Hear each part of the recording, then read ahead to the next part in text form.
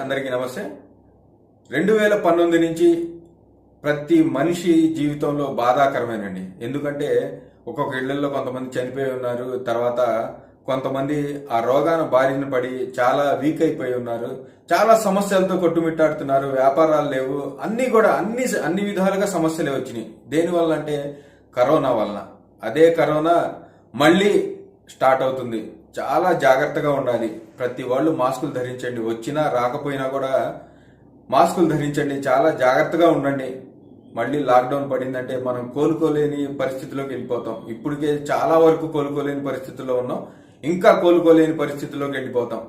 దయచేసి అందరూ కూడా దూరాన్ని పాటిస్తూ మాస్కులు ధరించి మళ్ళీ ఈ కరోనా మహమ్మారి మన దాకా రాకుండా మనమే బాధ్యతలు తీసుకొని మనమే కాపాడుకోవాల్సిన పరిస్థితి.